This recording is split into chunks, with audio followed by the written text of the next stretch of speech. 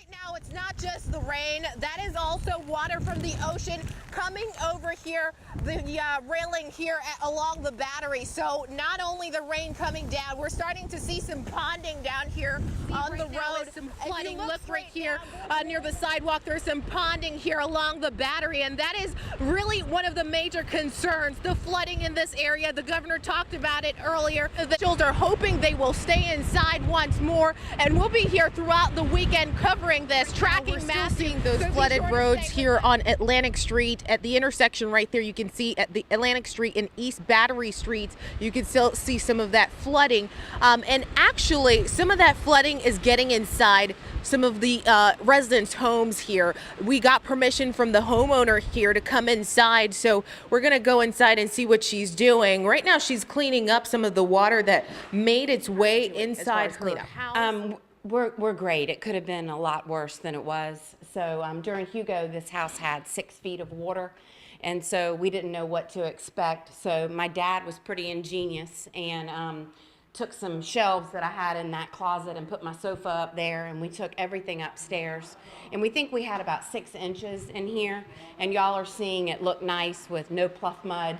And we took a hose. I don't know if y'all saw, you saw me doing the garden hose, and so we got the water out. This is a much different scene from what we saw last night with the heavy rain and strong winds along the battery. Hurricane Matthew has left behind quite a mess for residents to clean up. How did you find this fish? Well, I was clearing the drains and he was in the water, so I guess he swam across last night coming over the seawall. Some streets in downtown Charleston were still flooded on Saturday night, hours after Hurricane Matthew made landfall about 50 miles away from the area. We're very lucky that it couldn't have been any worse. When the rain stopped, homeowners returned to their homes to assess the damage left behind. The scariest thing is there's a gigantic tree that's leaning on the corner of the roof of the house. Helen Pratt Thomas's house sits right across from the battery.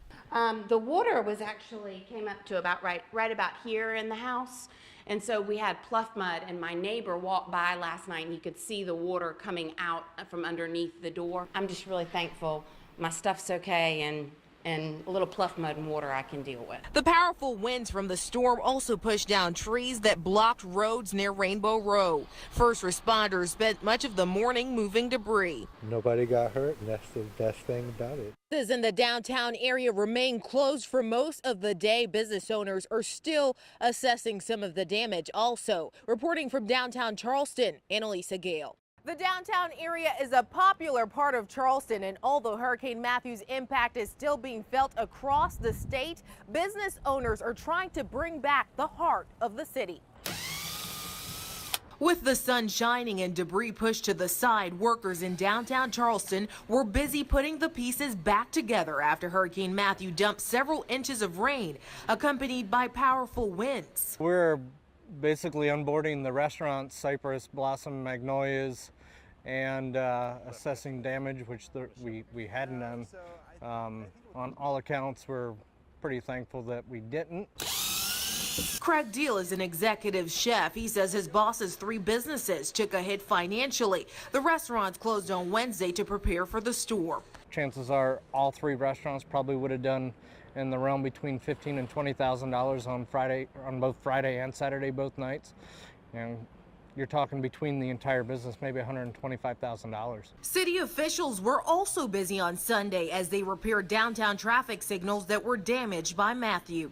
We're replacing the traffic cabinet that operates this intersection. This cabinet sustained water damage. Quentin Washington, who returned to work near that intersection, says getting the city back to normal will take time. When I was walking around the Cistern and whatnot and King Street, it's probably going to take a couple of days, maybe even weeks for the cleanup to actually take place. But so far the progress is good news for Michael Haverstick, who is a grad student and Uber driver.